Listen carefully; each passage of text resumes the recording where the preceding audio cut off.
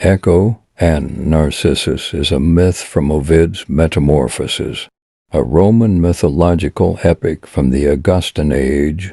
In this brief story, the mountain nymph Echo falls in love with Narcissus, a beautiful hunter from Thespia in Boeotia. He rejected Echo and fell in love with his own reflection. Thus his name is the origin of the term narcissism, defined as a fixation or obsession with oneself.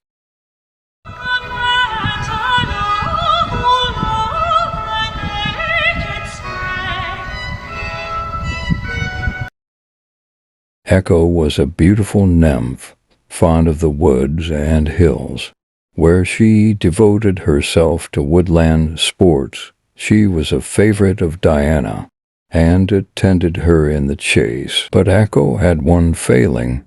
She was fond of talking, and whether in chat or argument would have the last word. One day Juno was seeking her husband, who, she had reason to fear, was amusing himself among the nymphs.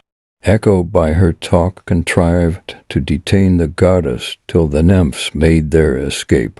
When Juno discovered it, she passed sentence upon Echo in these words: "You shall forfeit the use of that tongue, with which you have cheated me, except for that one purpose you are so fond of. Reply, you shall still have the last word, but no power to speak first." This nymph saw Narcissus, a beautiful youth, as he pursued the chase upon the mountains. She loved him and followed his footsteps. Oh, how she longed to address him in the softest accents, and win him to converse. But it was not in her power. She waited with impatience for him to speak first, and had her answer ready. One day the youth, being separated from his companions, shouted aloud, "Who's here?" Echo replied, "Here." Narcissus looked around, but seeing no one, called out, "Come." Echo answered, "Come." As no one came, Narcissus called again. "Why do you shun me?" Echo asked the same question. "Let us join one another," said the youth. The maid answered with all her heart in the same words, and hastened to the spot, ready to throw her arms about his neck. He started back, exclaiming, "Hands off! I would rather die than you should have me, said she. But it was all in vain. He left her, and she went to hide her blushes in the recesses of the woods. From that time forth she lived in caves and among mountain cliffs. Her form faded with grief, till at last all her flesh shrank away. Her bones were changed into rocks, and there was nothing left of her but her voice, with that she is still ready to reply to anyone who calls her, and keeps up her old habit of having the last word. Narcissus's cruelty in this case was not the only instance. He shunned all the rest of the nymphs, as he had done poor Echo. One day a maiden, who had in vain endeavored to attract him, uttered a prayer that he might some time or other feel what it was to love and meet no return of affection. The avenging goddess heard and granted the prayer. There was a clear fountain, with water like silver, to which the shepherds never drove their flocks, nor the mountain goats resorted, nor any of the beasts of the forests. Neither was it defaced with fallen leaves or branches, but the grass grew fresh around it, and the rocks sheltered it from the sun. Hither came one day the youth, fatigued with hunting, heated and thirsty. He stooped down to drink, and saw his own image in the water. He thought it was some beautiful water spirit living in the fountain.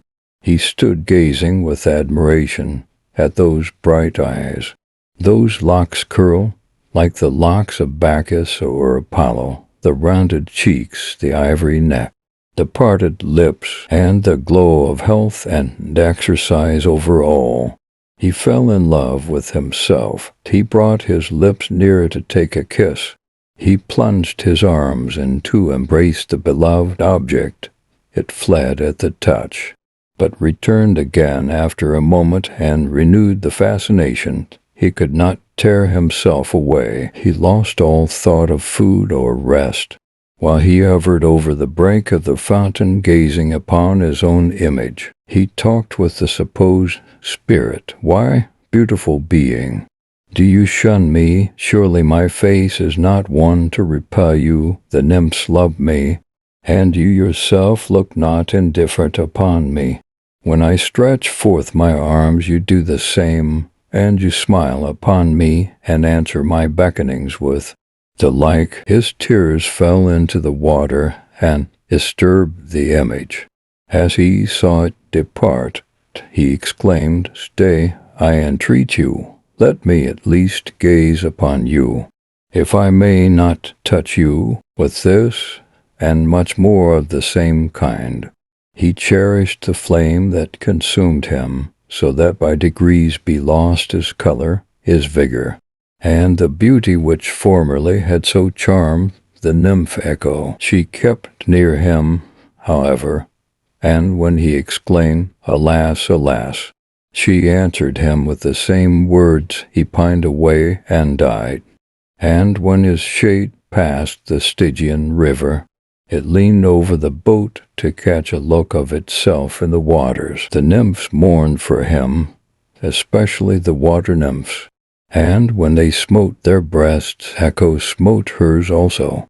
They prepared a funeral pile, and would have burned the body, but it was nowhere to be found, but in its place of flower, purple within, and surrounded with white leaves, which bears the name and preserves the memory of Narcissus.